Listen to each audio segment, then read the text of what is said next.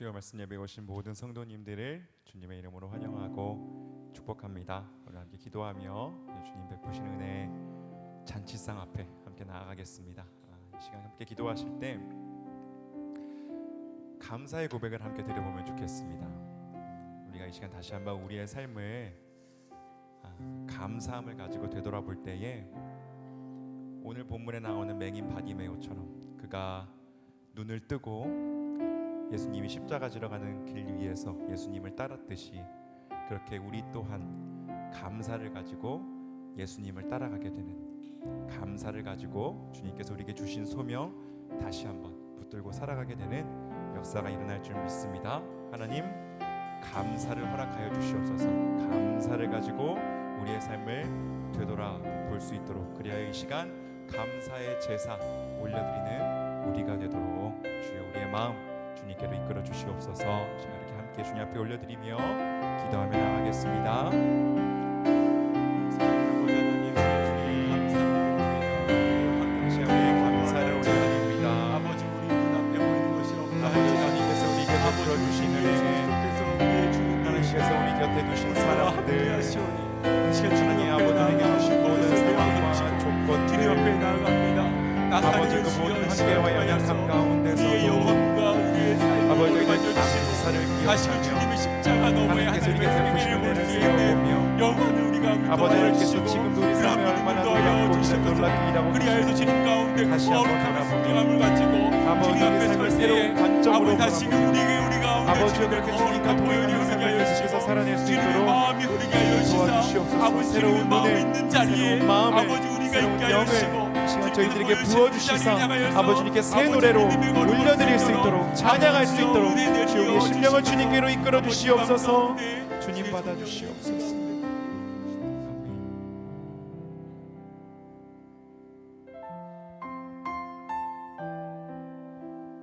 우리가 올려드릴 찬양처럼 우리가 감사 위에 감사를 드릴 때 은혜 위에 은혜로 우리에게 덮어주실 줄 믿습니다. 함께 고백합니다. 겸손히 올리는 나의 기도, 겸손히 올리는 나의 기도, 간구보다 감사를 드립니다. 응답하심도 거절하심도 기다리라 하심도 그저 감사. 겸손히 올리는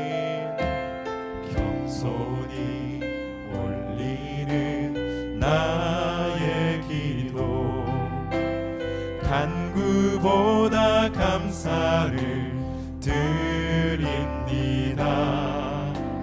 응답하심도 거절하심도 기다리라 하심도 그저 감사. 한 번 더 가사 기억하며 겸손히 올리는 나의 기도, 간구보다 감사를 드립니다.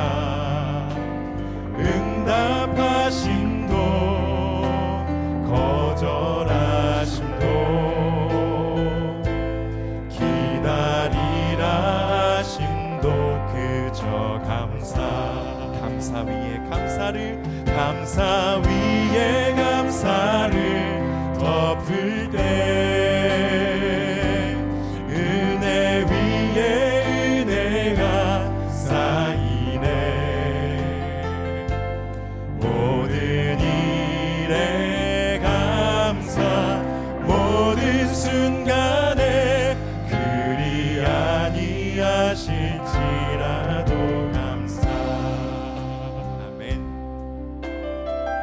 간절히 올리는 나의 기도, 간절히 올리는 나의 기도, 간구보다 감사를 드리는 날에도, 기쁜 날에도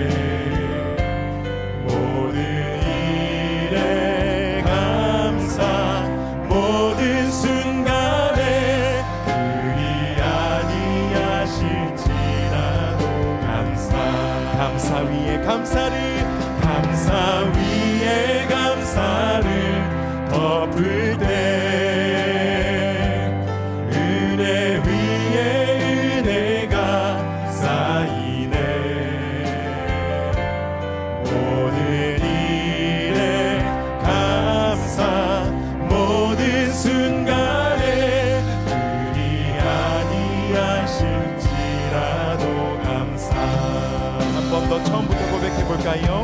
겸손히 올리는 나의 기도,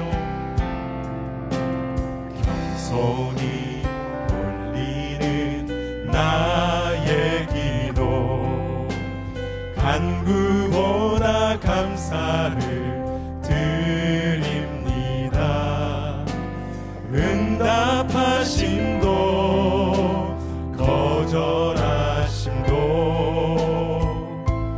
기다리라 하심도 그저 감사. 간절히 올리는 나의 기도, 간절히 올리는 나의 기도, 간구보다 감사를 드립니다. 기쁜 날에도 고통 중에도 주가 일하심을 믿음 감사. 감사 위에 감사를, 감사 위에 감사를 덮을 때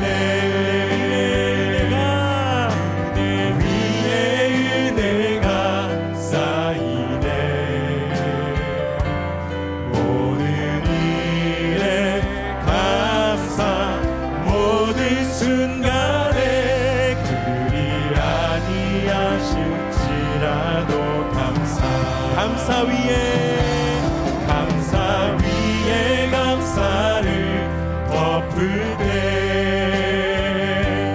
은혜 위에 은혜가 쌓이네. 모든 일에 감사 모든 순간에 그리 아니하실. 우리 한 번 더 고백할까요? 감사 위에 감사를, 감사 위에 감사를 덮을 때 은혜 위에 은혜가 쌓이네. 모든 일에 감사 모든 순간에 그리 아니하실지라도 감사. 감사 위에 감사를 덮을 때 은혜 위에 은혜가 쌓이네. 모든 일에 감사 모든 순간에 그리 아니하실지라도 감사. 그리 아니하실지라도 그리 아니하실지라도 감사. 아멘. 그리 아니하실지라도 감사하며 살아가는 참된 성도의 삶 살아가는 우리 모두가 되기를 원합니다. 그 믿음 우리의 반석 되신 하나님, 실수가 없으신 하나님 함께 찬양하며 나아갑니다. 함께 박수 치면서 우리의 믿음을 주님 앞에 올려드리며 고백하며 나아갑니다.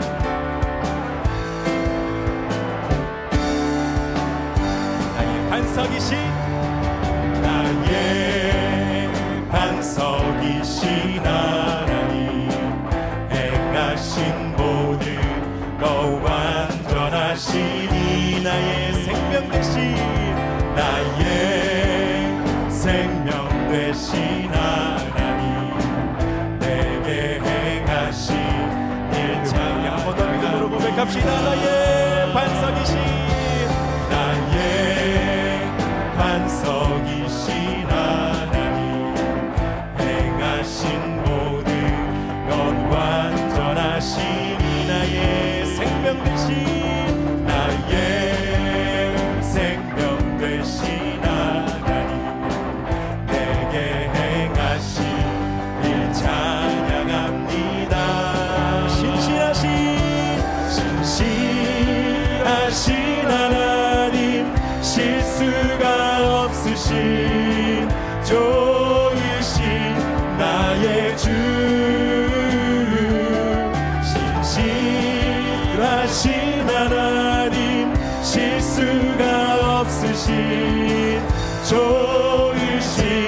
나의 주 아멘. 나의 반석이신 나의 반석이신 하나님 행하신 모든 것 완전하시니 나의 생명 되신 하나님 내게 행하신 일참 한 번 더 고백합시다. 나의 반석 되시는 우리 하나님 나의 반석이신 하나님 행하신 모든 것 완전하시니 아멘. 나의 생명 되신 하나님 내게 행하신 일 찬양합니다. 아멘.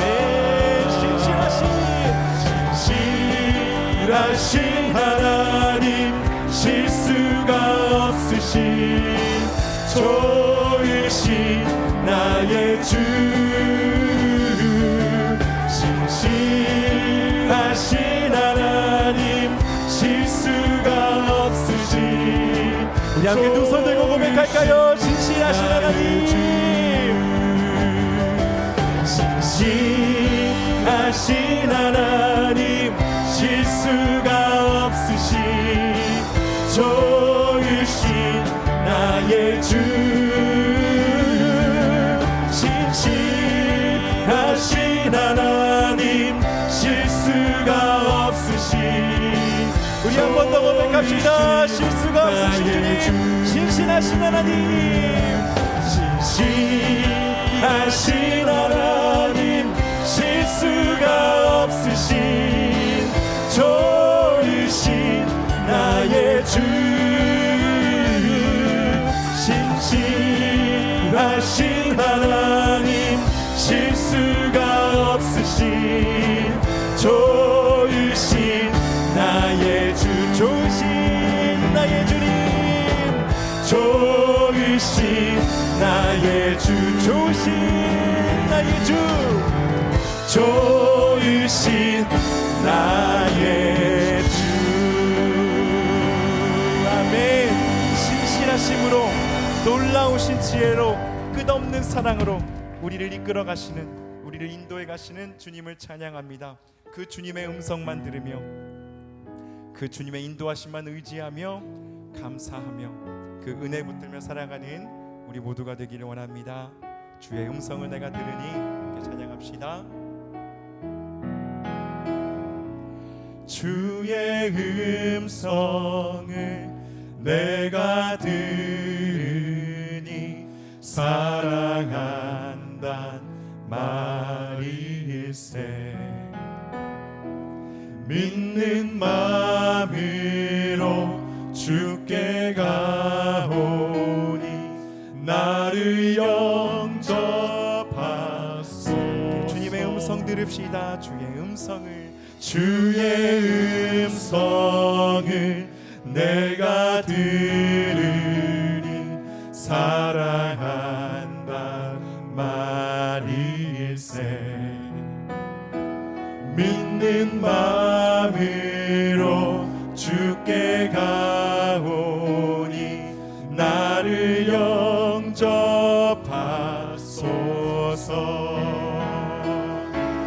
내가 매일 십자가 앞에 더 가까이 가오니 구세주의 흘린 보배 피로써 나를 정케 하소서. 주여 넓으신 은혜 베푸사 나를 받아 주시고 나의 품은 뜻 주의 뜻같이 되게 하여 주소. 우리 주의 보좌로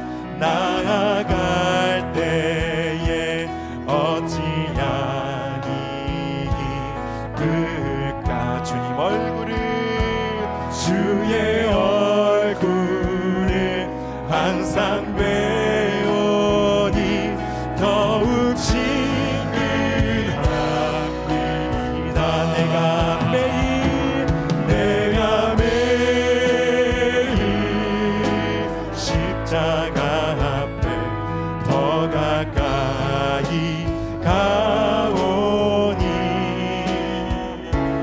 구세주의 흘린 봄의 피로써 나를 정케 하오니 함께 목소리 높여 우리 구주의 넓은 사랑은 증량할 자 없으며 주가 주시는 참된 기쁨도 헤아릴 수 우리 주님의 베푸시는 사랑 기억하며 우리 구주의 넓은 사랑을 증량할 자 없으며 주가 주시는 참된 기쁨도 헤아릴 수 내가 매일 십자가 앞에 내가 매일 십자가 앞에 더 가까이 가 그 은혜만 붙들고 살게 하옵소서. 구세주의 흘린 봄의 피로써 나를 정케 하소서. 내가 매일 십자가 앞에 더 가까이 가오니 구세주의 흘린 봄의 피로써 나를 정케 하소서. 내가 매일 십자가 앞에 더 가까이 가오니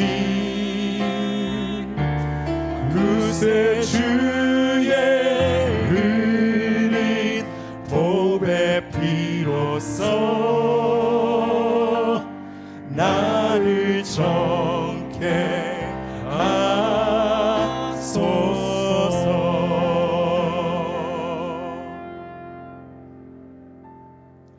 주님, 매일의 삶 속에서 십자가 더욱 가까이 붙들고 살아가는 우리가 되게 하여 주시옵소서. 더욱 겸손하게 하여 주시고 더욱 그 은혜 앞에 무릎 꿇게 하시고 감사로 주님 의지하며 겸손함으로 주님의 이름 부르고 주님만 바라보며 살아가는 우리가 될 수 있도록, 그리하여 십자가 지는 그 길 위에서 주님 따라가는 삶 용감하게 씩씩하게 담대하게 끝까지 걸어갈 수 있는 주님의 백성들 될 수 있도록 주여 우리 삶의 은혜 위에 은혜로, 감사 위에 감사로, 능력 위에 능력으로 허락하여 주시옵소서. 이 시간 함께 주여 외치며 함께 기도하며 나아갑니다. 주여 도와주시옵소서. 주여 우리를 도와주시옵소서. 날마다 아버지 주님 의지하며 십자가 그 삶 주님 앞에 가까이 나아가는 삶 살아갈 때 주여 아버지 은혜 부어주시옵소서. 풍성하게 놀랍게 넘치도록 주여 우리 삶 가운데 부어주시사 주님 의지하며 주님 사랑하며 살아가는 주여 도와주시옵소서.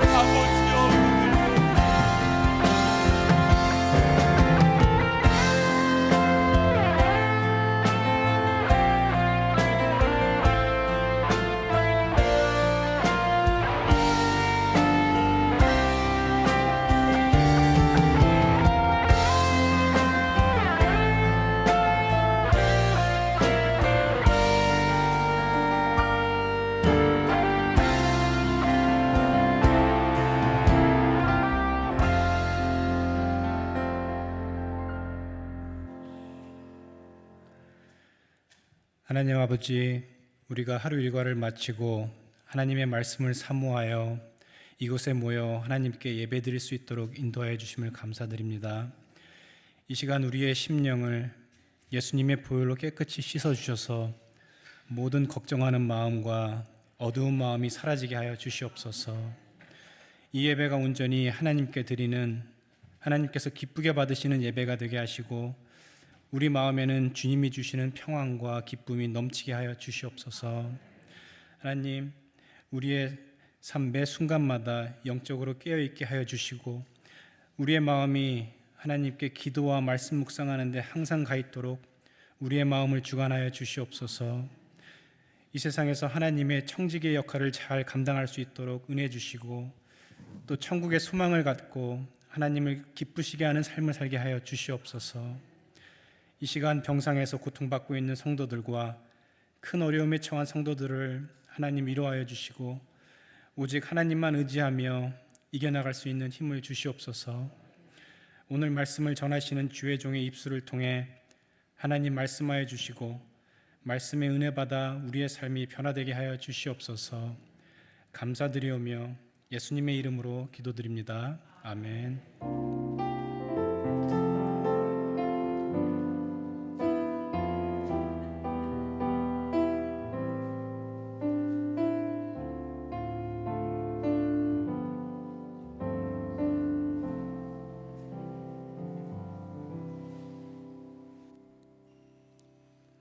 오늘 주신 하나님 말씀은 마가복음 10장 46절에서 52절까지 말씀입니다. 마가복음 10장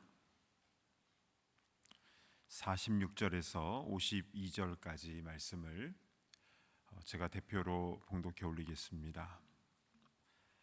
그들이 여리고에 이르렀더니 예수께서 제자들과 허다한 무리와 함께 여리고에서 나가실 때에 디메오의 아들인 맹인 거지 바디메오가 길가에 앉았다가 나사렛 예수시란 말을 듣고 소리질러 이르되 다윗의 자손 예수여 나를 불쌍히 여기소서 하거늘 많은 사람이 꾸짖어 잠잠하라 하되 그가 더욱 크게 소리질러 이르되 다윗의 자손이여 나를 불쌍히 여기소서 하는지라.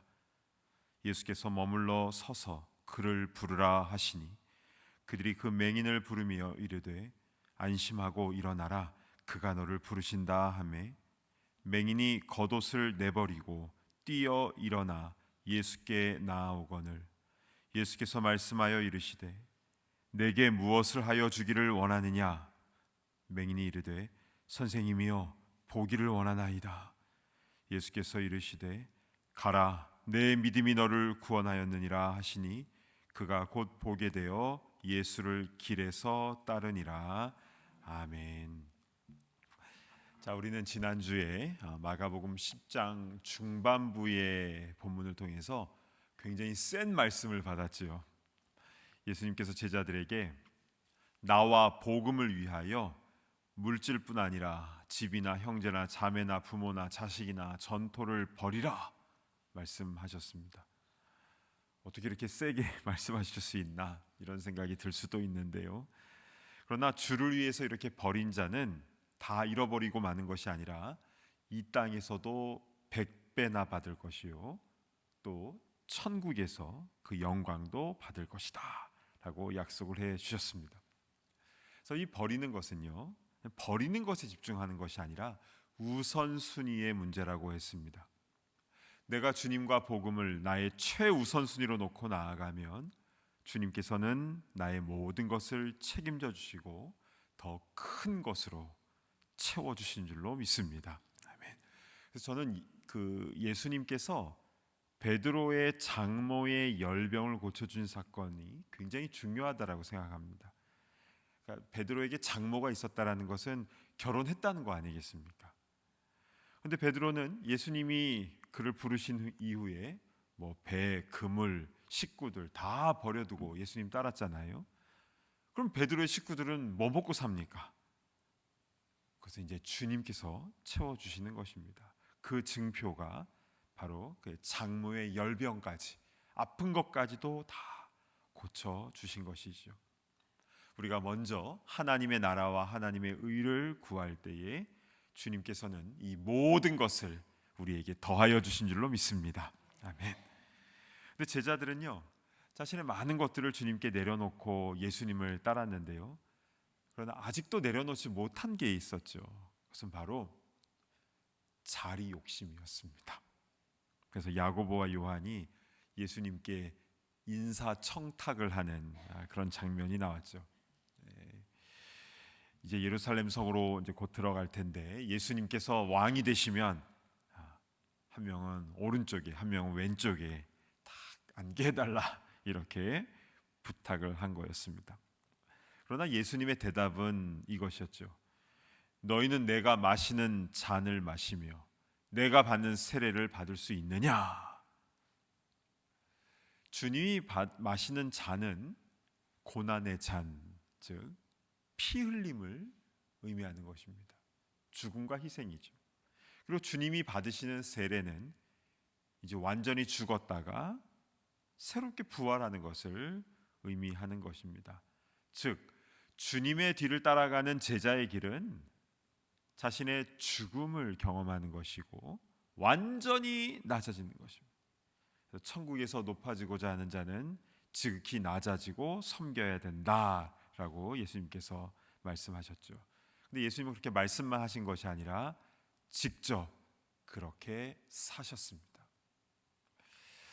우리 주님의 제자로서 더 낮은 모습으로 우리 주님을 닮아가면서 이 땅 가운데 나 자신을 완전히 내려놓고 나 자신을 죽이고 주님이 내 안에 사심을 경험하는 천국에서 진정 큰 자가 다 되는 우리 모두가 다 되기를 간절히 바랍니다. 아멘.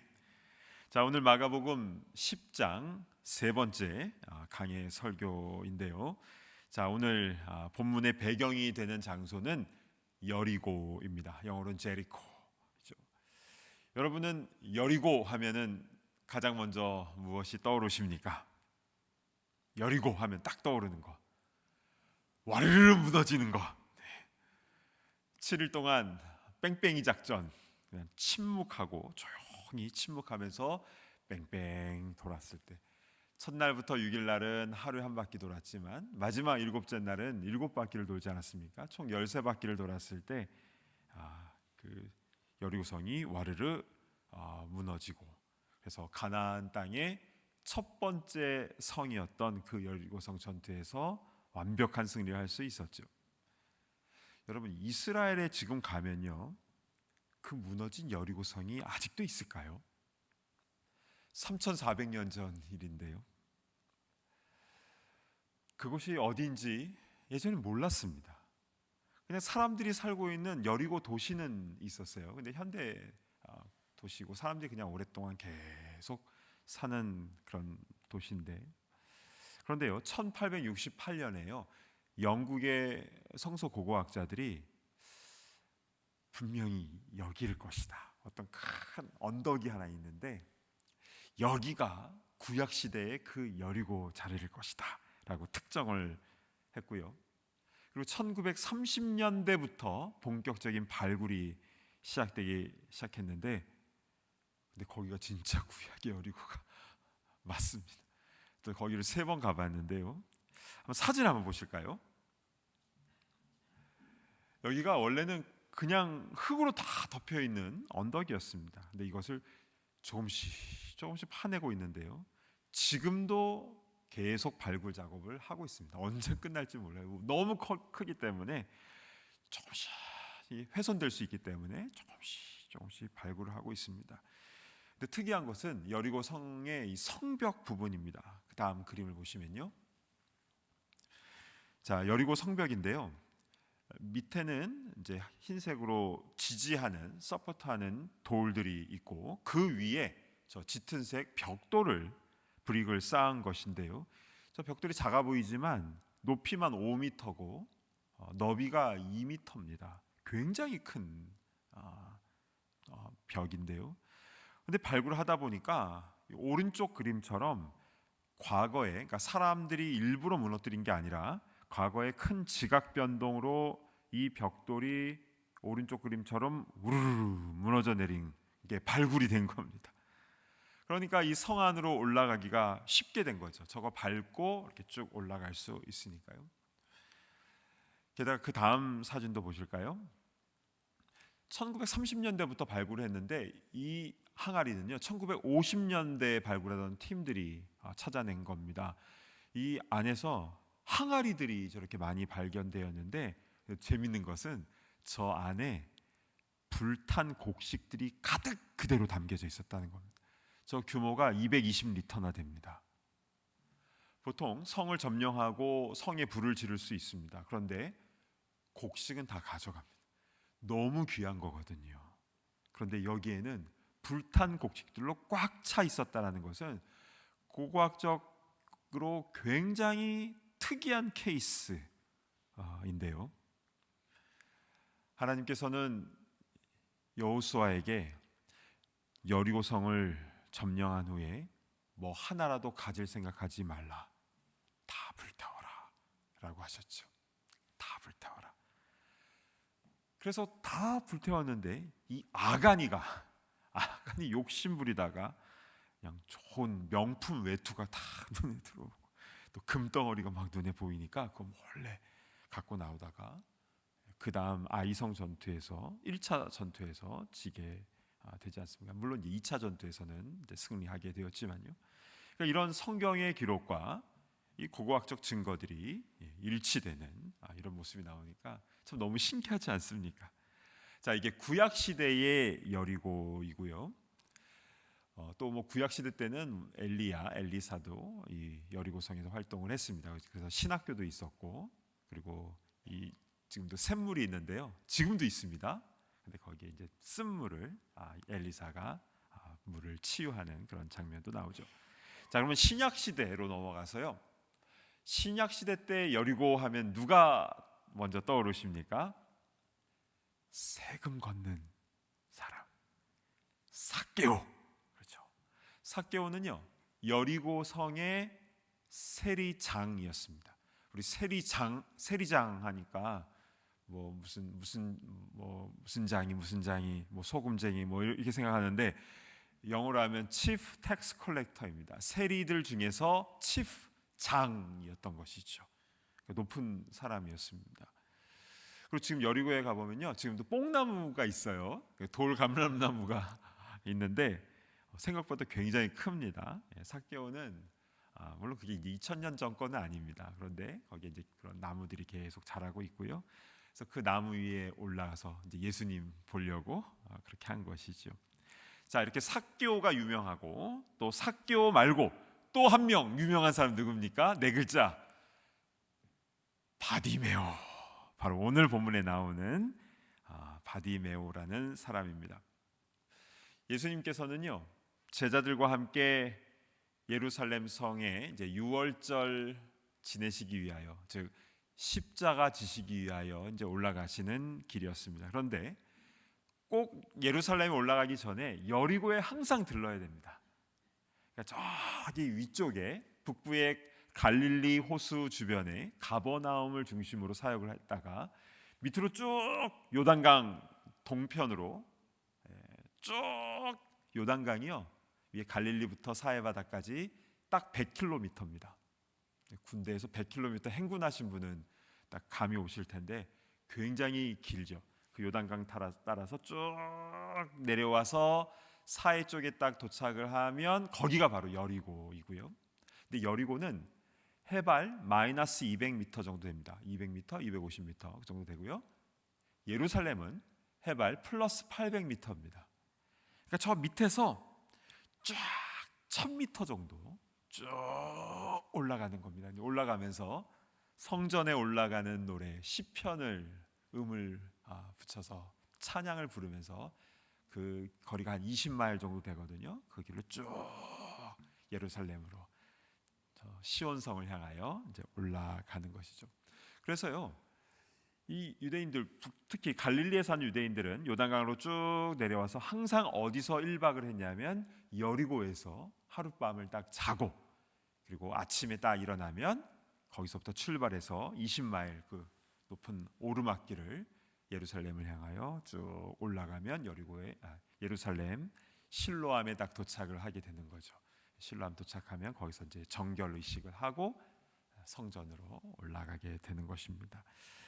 자, 그래서 예수님의 일행은 여리고성에서 하룻밤 주무시고 묵었다가 이제 예루살렘으로 올라가기 위해서 여리고성을 출발하는 그런 상황이었습니다.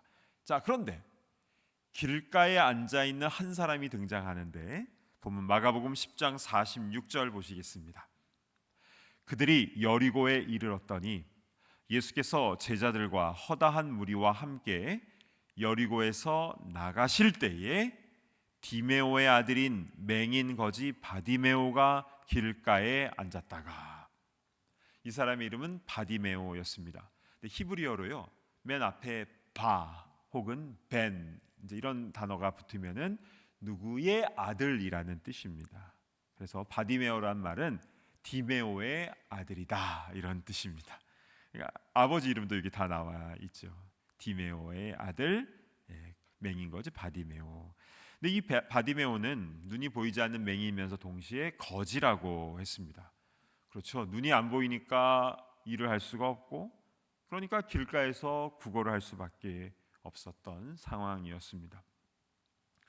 자, 바디메오는 어제나 오늘이나 늘 여리고 그 길가에 앉아 구걸을 하고 있는데 누군가로부터 예수님이 지나가신다라는 말을 듣습니다. 눈이 잘 보이지 않으면 청각이나 다른 감각들이 굉장히 발달하죠. 예수님이 지나가신다라는 그 말을 듣자마자 바디메오는 심장이 막 쿵쾅쿵쾅 뛰기 시작하죠. 왜냐하면 예수님은 능력 있는 하나님의 아들이시다라는 것을 소문을 통해서 들었고, 자신의 문제를 해결해 줄 유일한 분임을 마음속 깊이 믿고 있었던 것이었습니다. 그래서 예수님이 지나가신다라는 말을 듣자마자 어떤 행동을 하는지 47절 말씀을 우리 함께 봉독합니다. 시작. 나사렛 예수시란 말을 듣고 소리질러 이르되 다윗의 자손 예수여 나를 불쌍히 여기소서 하거늘. 아멘. 우리는 여기서 바디메오가 소리친 이 말을 좀 자세하게 살펴볼 필요가 있습니다. 바디메오는 왜 예수님 보고 다윗의 자손이라고 하였을까요? 이스라엘의 12지파 중에 유다 지파에서 다윗이 났고 또 다윗의 혈통 가운데 예수님이 나신 거 맞습니다. 그런데 바디메오는 왜 굳이 다윗의 자손이여 라고 소리친 것입니까? 히스기야의 자손이여 아니면 요시야의 자손이여, 뭐 그렇게 할 수도 있거든요. 다 자신의 그 예수님의 혈통 가운데 나와 있는 이들인데, 그래도 다윗이 가장 인기가 많으니까 가장 훌륭한 왕의 후손이다 그렇게 예수님을 이렇게 높여준 것입니까? 그게 아니라 유대인들이 믿어오던 것이 있었죠. 그것은 바로 메시아가 올 것이라는 믿음이었습니다. 하나님께서는 구약의 선자들을 통해서 이 세상에 온 인류를 구원할 메시아가 올 것인데 어느 혈통에서 올 것인지를 말씀하셨는데, 이사야 16장 5절로 한번 가보겠습니다. 다윗의 장막에 인자함으로 왕위가 굳게 설 것이요 그 위에 앉을 자는 충실함으로 판결하며 정의를 구하며 공의를 신속히 행하리라. 여러분, 바디메오가 소리친 다윗의 자손이요, 이것은 수많은 다윗의 자손 중에 한 사람 예수님 이렇게 한 말이 아니라 다윗의 장막, 즉 구약 성경이 예언한 바로 그 메시아가 예수님이심을 지금 바디메오는 믿음으로 고백을 하고 있는 것입니다. 그래서 바디메오가 그 뒤에 뭐라고 간구하는지 47절 하반부를 다시 보실까요? 나를 불쌍히 여기소서. 나를 불쌍히 여기소서. 메시아 되신 예수 그리스도시여 나를 불쌍히 여기소서. 이것은 굉장히 중요한 기도, 좋은 기도입니다. 나를 불쌍히 여기소서 뭐 특별하지 않은 것 같은데 뭐가 중요한가? 그런데요, 수많은 믿음의 선조들, 특별히 기도하는 믿음의 선조들이 나를 불쌍히 여기소서 이 기도를 너무나 중요하게 여기고 실제로 이 기도문을 가지고 굉장히 많은 활용을 했습니다. 왜냐하면 이 나를 불쌍히 여기소서 이 간구는 나로서는 도저히 할 수가 없습니다. 오직 주님께서 하실 수 있습니다. 저에게 긍휼을 내려주십시오. 이러한 겸손하면서도 진솔한 기도이기 때문에 그렇습니다. 그래서 제가 가끔씩 소개해 드리는 기도문이 있지요. 예수의 기도. 근데 이 기도가 하나님의 아들 예수 그리스도시요 나를 불쌍히 여기소서. 이 기도가 언제부터 시작했냐면요. AD 300년대부터 시작을 한 것입니다. 로마 제국에 그 핍박받고 또 기독교가 공인되고 이때부터 지금까지 1700년 이상 많은 믿음의 선조들이 사용해왔던 기도인데요. 하나님의 아들 예수 그리스도시요 나를 불쌍히 여기소서. 이것을 어떻게 기도했냐면요. 호흡과 함께 기도했습니다. 숨을 들이마시면서 하나님의 아들 주 예수 그리스도시요 뱉으면서 나를 불쌍히 여기소서. 들이마시고 내쉬고 인헤일 엑세일 하면서 호흡하면서 주님 나를 불쌍히 여겨 주옵소서라는 것을 호흡으로 그렇게 기도를 했던 것이죠. 그러니까 쉬지 말고 기도하라 이 말씀을 이 호흡과 함께하는 기도문을 통해서 정말로 그렇게 실천을 한 것입니다. 사막의 교부들이라는 책에 보면요, 그 영성가들은 그 사막에 들어가서 몇 년씩 기도하고 오고 아니면 사막에서 그냥 끝까지 그냥 죽을 때까지 거기서 기도한 분도 있고 그랬는데요. 그들이 했던 기도문이요 별다른 게 없어요. 주님 나를 불쌍히 여겨 주옵소서. 이 기도를 하면서 주님과 일치감을 맛보는 그런 영혼의 그 풍성함을 사막 가운데서도 경험하게 된 것입니다. 따라서 이 바디메오가 외쳤던 이 짧은 외침은요, 그냥 구걸하는 사람이 그냥 나 불쌍히 여겨주세요 그냥 그렇게 외친 것이 아니라 자신의 믿음과 신앙 고백을 담아서 간절한 마음으로, 겸손한 마음으로, 그리고 주님만 붙잡는 그런 갈급한 마음으로 주님께 간청한 것입니다. 자, 그렇게 소리쳤을 때 주위에서 어떤 반응이 왔는가? 48절 보실까요? 많은 사람이 꾸짖어 잠잠하라 하되, 한두 사람이 아니라 많은 사람이 바디메오를 꾸짖습니다. 잠잠하라! 그러니까 시끄럽다고 구박한 것이죠. 그러나 바디메오는 어떻게 합니까? 48절 이어서요. 그가 더욱 크게 소리질러 이르되 다윗의 자손이여 나를 불쌍히 여기소서 하는지라. 제가 일부러 막 크게는 안 했지만 어떤 느낌인지 딱 이해가 되시죠? 주위 사람들의 구박에 위축되기는커녕 오히려 더 큰 소리로 외치며 주님의 은혜를 구합니다. 도대체 바디메오가 이렇게 할 수 있는 원동력은 무엇입니까? 갈급함 때문인 것이죠. 그게 바로 바디메오의 믿음이었습니다. 그러니까 간구하다가 도리어 사람들로부터 구박받게 되고, 뭐 간구해도 뭐 안 되는 것 같으니까 그냥 포기하는 것이 아니라 오직 주님만이, 예수님만이 나의 이 문제를 해결하실 수 있다. 오직 주님밖에 없다. 이 갈급한 마음으로 예수님을 향하여 소리를 그렇게 크게 친 것입니다. 주님께서는 그 소리를 들으시고 어떻게 하시는가? 49절 보시겠습니다. 예수께서 머물러 서서 그를 부르라 하시니 그들이 그 맹인을 부르며 이르되 안심하고 일어나라 그가 너를 부르신다 하매, 예수님께서요 가시던 길을 딱 멈추십니다. 그러니까 가던 일행들이 다 멈추죠.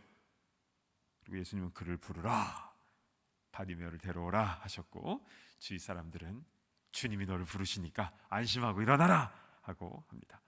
그때 바디메오가 무엇을 내버리고 예수님께 다가가는지 50절 보겠습니다. 맹인이 겉옷을 내버리고 뛰어 일어나 예수께 나오거늘. 당시 겉옷은요 굉장히 비싸고 귀했기 때문에 담보로 잡히기도 했습니다. 그래서 담보로, 그러니까 뭐 돈을 빌려주고 그 담보로 겉옷을 딱 잡고 있을 때, 그러나 해가 지면 겉옷 돌려줘라, 그렇게 성경에 나와 있잖아요. 그 이유는 외투같이 입기도 했지만 그 겉옷이 바로 이불이었거든요.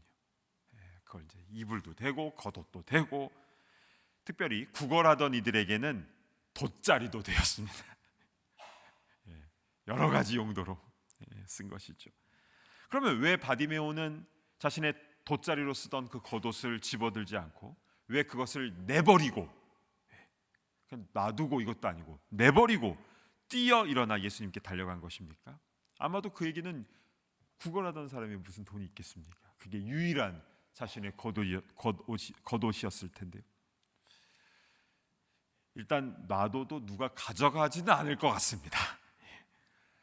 제가 예전에 한국에서 신학교 다닐 때 벌써 한 20여 년 전인데요, 겨울 방학이 되면 서울 지하철에 노숙자분들을 돕는 봉사를 한 적이 있었습니다. 그러니까 정말 추운 날에는요, 정말 돌아가시는 분들이 생겨요.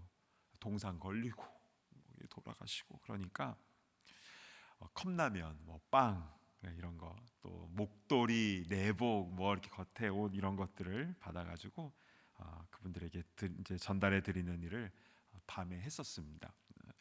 근데 이분들이 밑에 까는 것 중에서 제일 좋아하는 게 뭔지 아십니까? 종이 박스. 해보신 분 계십니까? 종이 박스가요, 진짜 누워보니까 진짜 따뜻하더라고요. 쿠션도 있고 밑에서 올라오는 냉기를 굉장히 많이 막아 주더라고요. 나중에 이제 제가 정기적으로 계속 이제 봉사를 하니까 이제 우리 노숙하시는 분들 얼굴도 이제 조금씩 익히고 또 몇 분들 이름도 알게 되고 했는데요. 근데 그분들의 특징이 있습니다. 한 번 입은 옷은 절대로 바뀌지 않습니다. 그 위에 덧입을 수는 있는데, 덧입기는 하는데, 그런데 그 옷을 바꾸지는 않습니다. 그러니까 그 냄새가 뭐라고 형용을 못 하겠어요. 정말 강력한 냄새가 이렇게 나는데요. 그래서 저는 이 바디메오가 이 겉옷을 돗자리 같이 이렇게 깔고 있는데, 바디메옷의 겉옷도 크게 다르지는 않겠다, 이제 이런 생각이 들었습니다. 그러니 놔둔다고 해도 누가 그거를 가져가겠습니까? 그런데요, 그거는 아무도 안 가져갔기 때문에 그냥 놔뒀다. 그것은 주위 사람들의 입장이고요, 바디메오 입장에서는 그래도 자신에게 있는 유일한 겉옷이고 이불이고 돗자리고 할 텐데, 예수님이 오라고 하시니까 그거를 짚고 덮고 갈 수도 있는데, 그것을 내버리고 뛰어서 예수님께, 앞이 안 보이니까 어디냐고, 그럼 사람들 저쪽이라고 알려줬겠죠. 달려갔다는 것이죠. 저는 이 바디메오의 모습을 보면서 굉장한 감동을 받았습니다. 와, 예수님이 부르셨는데 바디메오는 다른 거 아무것도 안 보인 거구나. 그만큼 그는 갈급했던 것이고, 그만큼 주님을 사모했던 것이고, 그만큼 주님이 부르셨다라는 그 사실에 감사했다라는 것입니다. 이렇게 바디메오는 예수님 앞에 다가오게 됐습니다. 그때 주님께서 그에게 무엇이라 말씀하시는가? 51절 보시겠습니다. 예수께서 말씀하여 이르시되 내게 무엇을 하여 주기를 원하느냐? 내게 무엇을 하여 주기를 원하느냐? 여러분, 우리 주님은 이 말씀을 하실 수 있는 유일하신 분인 줄로 믿으시길 바랍니다. 내게 무엇 하여 주기를 원하느냐? 그때 바디메오가 무엇이라고 말합니까? 51절, 맹인이 이르되 선생님이여 보기를 원하나이다. 자신의 평생의 소원, 보기를 원하나이다.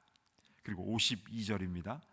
예수께서 이르시되 가라, 내 믿음이 너를 구원하였느니라 하시니 그가 곧 보게 되어. 주님께서 바디메오의 믿음을 인정해 주십니다.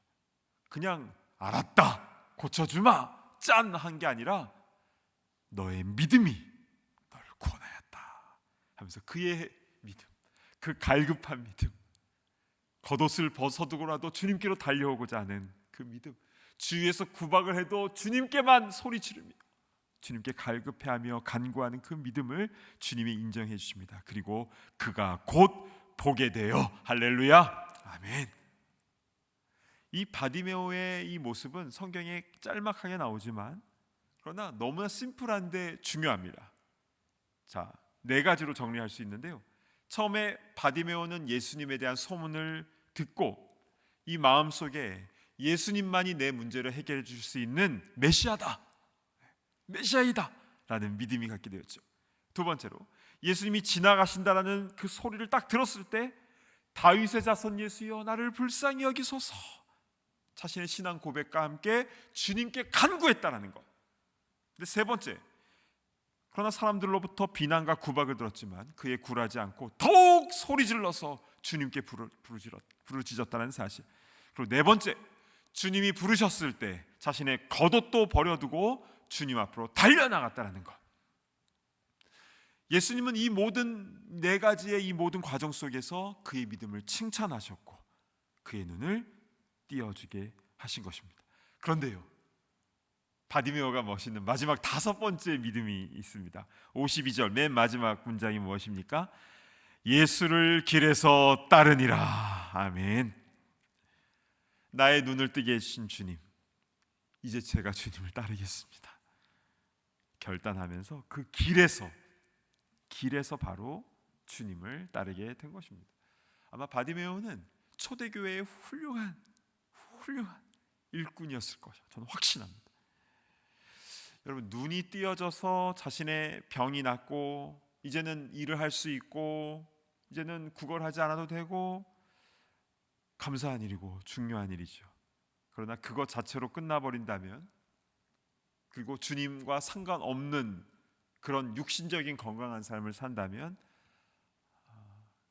주님은 마음 아파하실 것입니다.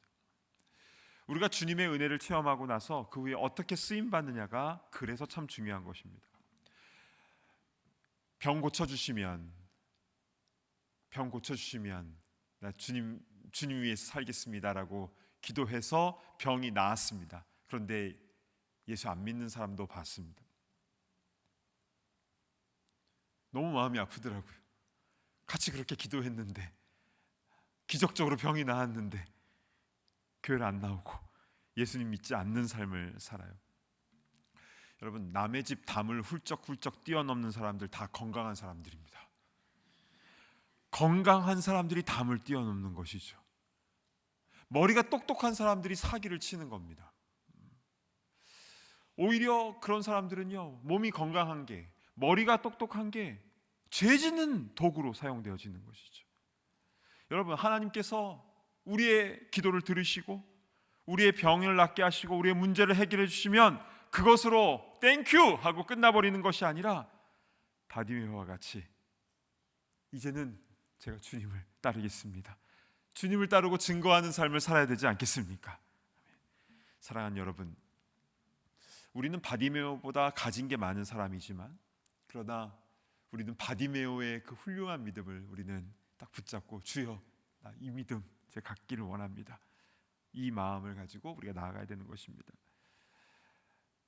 그에 대한 소문을 들었을 때 그 마음 가운데 메시아라는 믿음이 있었고, 또 믿음으로 부르짖었고, 구박받아도 더 크게 부르짖었고, 그리고 부르실 때 겉옷을 버려두고 주님께 나아갔고, 그리고 눈이 보이고 나서 예수를 길에서 따라가는, 예수님을 따라가는, 증거하는 그런 사역자의 모습으로, 사명자의 모습으로 살아가는 이 바디메오의 이 모습, 우리의 모습이 되기를 간절히 축복합니다. 아멘. 우리 주신 말씀 붙잡고 함께 기도했으면 좋겠습니다. 만약 예수님께서 내가 너에게 무엇을 하여 주기를 원하느냐라고 물으시면 우리는 무엇이라고 얘기를 하겠습니까? 우리의 소원을 주님께 얘기할 것입니다. 그게 작은 걸 수도 있고 큰 것일 수도 있고, 우리 가정의 일일 수도 있고, 비즈니스의 문제일 수도 있고, 나의 건강의 일일 수도 있고. 그러나 상관없이 우리는 우리의 속마음을 그대로 주님께 아뢰 필요가 있는 것이죠. 그런데요, 그것으로 끝이 아니라 주님께 이것을 아뢰고, 그리고 이 문제 해결만이 끝이 아니라 이제는 하나님의 영광을 위하여 살아가는 그런 바디메오와 같은 그런 사명자로 살아가야 되는 삶이 있어야 되지 않겠습니까? 이 시간 함께 우리 주신 말씀을 좀 붙잡고 바디메오와 같은 그 믿음을 저에게도 허락하여 주시고 주님이 부르실 때 겉옷을 버려두고 달려갈 수 있는 그 믿음, 누가 구박을 하더라도 주님께 정말 간절한 마음으로 뭐 다른 거 다 해보고 안 되니까 주님 이렇게 찾는 게 아니라 나는 오직 주님밖에 없습니다, 이 마음을 가지고 간절하게 부르실 수 있는 그런 마음을 허락하여 주시고, 그리고 주님을 증거하는, 주님을 따라가는 그런 사명자의 삶을 살아갈 수 있도록 인도하여 주시옵소서. 오늘 주신 말씀 붙잡고 기도할 때 우리 주여 한번 외치며 기도하며 나아가도록 하겠습니다. 주여, 자비로우신 주님, 은혜를 베풀어 주시옵소서. 오 주님, 은혜를 베풀어 주시옵소서. 여리고에 살았던 거지맹인 바디메오, 그런데 이 바디메오의 믿음을 보면서 참 너무나 부럽습니다. 어떻게 이런 믿음을 갖게 되었는가, 어떻게 이렇게 갈급한 마음으로 주님께 나오게 되었는가, 그리고 주님 부르실 때에 다른 것 바라보지 않고 오직 주님만 바라봤다라는 것, 그리고 병나음을 입었을 때 이제 땡큐하고 가버리는 것이 아니라 이제 주님의 뒤를 따라가는, 바로 그 길에서 주님을 따라가는 그런 바디메오의 모습. 오 주여, 우리에게도 그 믿음 허락하여 주시옵소서. 그 갈급함을 허락하여 주시고 우리 삶의 모든 문제를 주님께 내어 맡기며 주님으로부터 응답을 받고 또 주님께 모두 우리의 삶을 헌신하며 나아가는 우리가 될 수 있도록 인도하여 주시옵소서. 오 주 하나님, 은혜를 베풀어 주시고 정말 주님께 간절한 기도, 또한 진솔한 기도, 겸손한 기도, 주님의 은혜와 긍휼을 구하는 기도를 드릴 수 있는 우리가 될 수 있도록 인도하여 주시옵소서. 아버지 하나님, 우리 주님밖에 없습니다.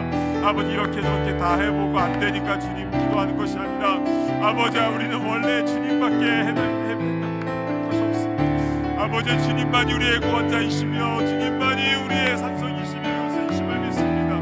피할 바위가 되신 줄로 믿습니다. 아버지 하나님, 주님의 은혜만을 간절히 구하며 나아가는 우리 모두가 다 될 수 있도록 인도하여 주시옵소서.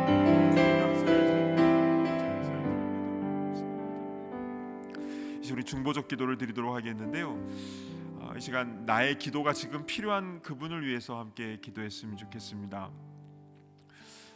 바디메오에게 지금 예수님이 부르시니까 안심하고 지금 가라라고 주위 사람들이 있었는데, 물론 이제 구박하고 시끄럽다 하던 사람도 있었지만 나 그 주위에 또 좋은 사람들 있지 않았습니까? 우리가 그런 좋은 사람이 되었으면 좋겠는데, 우리 주위에 우리의 기도가 필요한 분을 위해서 좀 기도했으면 좋겠습니다. 주님, 그 사람에게 은혜가 필요합니다. 그 사람에게 예수님이 필요합니다.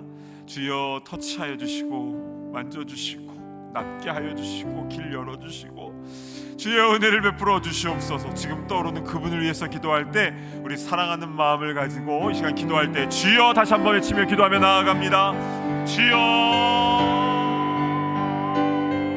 아버지 하나님, 은혜를 베풀어 주시옵소서. 아버지 하나님, 은혜를 베풀어 주시옵소서. 아버지 하나님, 은혜를 베풀어 주시옵소서. 아버지 하나님, 주님의 은혜와 긍휼이 너무 많습니다. 아버지 하나님, 오늘 스스로 아버지 하나님, 은혜를 베풀어 주시옵소서. 아버지 하나님, 발목을 절단한 이가 있습니다. 아버지 하나님, 불쌍히 여겨주시옵소서. 사랑하는 아빠를 먼저 보내고 슬픔에 빠져있는 가족들이 있습니다. 불쌍히 여겨주시옵소서. 사랑하는 아들, 딸 때문에, 손주 때문에 슬퍼하며 울부짖는 해주십니까? 주님, 들리지 않습니까? 오 주여, 불쌍히 여겨주시옵소서. 주여, 불쌍히 여겨주옵소서. 남편을 위하여 간절히 외치는 그 소리를 주님 들으시옵소서. 아내를 위하여 외치는 그 소리를 들어주시옵소서. 사랑하는 친구를 위하여 기도하는 아버지, 그 소리를 들어 응답하여 주시옵소서. 아버지 하나님, 방황하며 헤매는 영혼들이 얼마나 많이 있습니까? 오 주여, 불쌍히 여주시옵소서. 우리 친구들, 학생들을 주님 불쌍히 여주시옵소서. 아버지 하나님, 주님을 오늘 이 구주로 영접하며 주님을 위하여 자신의 모든 것을 배우는 것이 가장 복된 일 아니겠습니까? 우리 이 땅에 사는 어린이들을 주님 불쌍히 여주시옵소서. 아버지 하나님, 미국에 살면서 아버지의 돈과 명예와 세상의 가치관들이 아버지의 모든 것들에 아버지 하나님 뛰어버리는 변신입니다. 그러나 주님 말씀의 선명한 기준을 가지고 그 말씀의 복침을 가지고 살아가는 우리의 아이들 될 수 있도록 인도하여 주시옵소서. 아버지, 그래서 세상이 힘을 내는 것이 아니라 아버지 세상을 변화시켜 나아가는 거룩한 주의 부흥이 세대될 수 있도록 인도하여 주시옵소서. 하나님 아버지, 오늘 마가복음 10장의 하반부의 말씀을 통해서 우리의 귀한 사실을 깨닫게 해주셔서 감사를 드립니다. 그 여리고성의 그 길가에 엎드려서 구걸하던 그 바디메오, 그러나 예수님이 지나가신다라는 그 이야기를 듣자마자 소리치며 다윗의 자손이여 나를 불쌍히 여기소서, 구박을 하더라도 더 큰 소리로 다윗의 자손이여 나를 불쌍히 여기소서 외쳤던 그 바디메오, 그리고 주님이 부르셨을 때에 자신의 전 재산일 수도 있는 그 겉옷을 버려두고 예수님께 달려갔던 그리고 주님께서 너의 믿음이 너를 구원하였다 하고 그의 눈을 뜨게 해주셨을 때 그 길가에서 예수님을 따르는 그런 결단이 있었던 바디메오. 주님, 거짓 맹인으로 살았던 그였지만 참 그가 너무나 부럽습니다. 주님, 우리에게도 그런 갈급한 마음, 그런 굳건한 믿음, 그리고 주님을 향하여 달려갈 수 있는 그 결단, 헌신을, 그 마음을 우리에게도 허락하여 주셔서 나에게 구원을 베푸신, 나에게 긍휼과 은혜를 베푸신 주님을 영원히 증거하며 찬양하는 그런 사명자로 살아갈 수 있도록 인도하여 주시옵소서. 바디메오의 믿음을 통해서 우리 주님께서 얼마나 크게 기뻐하셨을까 생각해 봅니다. 우리의 믿음으로 주님의 마음을 기쁘시게 해드리고 또 우리의 입술로 주님의 복음이 증거되어질 때마다 또 한 명 한 명이 주님께로 나아오는 그 모습을 통해서 또 주님 기뻐하셨으면 좋겠습니다. 우리 이 땅에 살아가는 동안에 그 사명 잘 감당하는 우리가 될 수 있도록 인도하여 주시고, 그래서 이 땅 가운데 주님께서 원하시는 그 생명의 열매를 아름답게 맺어나가는 귀한 주의 일꾼 다 될 수 있도록 인도하여 주시옵소서. 주님, 우리 주위에 우리 기도가 필요한 이들이 너무나 많이 있습니다. 병으로 인하여 고통받고 있는 이들이 많이 있고, 또한 삶의 문제로 아파하며 힘들어하고 있는 이들, 상처와 쓴뿌리로 인하여 정신적으로 고통받고 있는 이들, 가정 안에서 말 못한 일로 인하여 정말 힘들어하고 있는 이들, 삶의 소망을 잃어버린 이들도 있습니다. 주님, 자녀들 또 손주들의 일로 인하여 또 애통해하는 부모와 또 할아버지 할머니가 있고, 또한 우리의 사랑하는 친구들을 정말 주님께로 인도하고 싶은데 딱딱하게 막혀있는 그들의 마음 때문에 아파하며 애통해하는 이들도 있습니다. 오 주여, 은혜를 베풀어 주셔서 그들의 아픔을, 또 그들의 연약함을, 그들의 딱딱한 마음을 치유하여 주시고, 그들이 주님께로 나오게 하시며 회복되는 것은 물론이요, 그들이 또 길에서 예수님을 따라가는 그런 귀한 생명권의 역사가 일어나게 하여 주시옵소서. 이 자리에 나온 한 분 한 분을 축복합니다. 주님, 늘 성령으로 충만케 하시고 굳건한 믿음을 가지고 주님을 기쁘시게 하며 주님 부르시는 그날까지 충성을 다하며 주의 일을 감당하는 주의 일꾼 다 될 수 있도록 한 분 한 분 가운데 은혜 위에 은혜를 부어 주시옵소서. 감사드리오며 존귀하신 예수 그리스도의 이름으로 간절히 기도드리옵나이다. 아멘. 이제는 우리 주 예수 그리스도의 그 크신 은혜와 아버지 하나님의 무한하신 사랑하심과 성령님의 감동 감화 교통하심의 역사가 주님을 향한 갈급한 마음, 또 굳건한 믿음을 가지고 주님의 마음을 기쁘시게 하며 또 주님으로부터 큰 은혜를 체험하며 또 주님을 증거하며 평생을 살기를 소망하는 모든 주의 일꾼들과 또 우리 사랑하는 가족들, 이웃들, 또 고통받고 있는 이들, 그 영혼들 머리 위에 이제로부터 영원토록 함께 있을지어다. 아멘.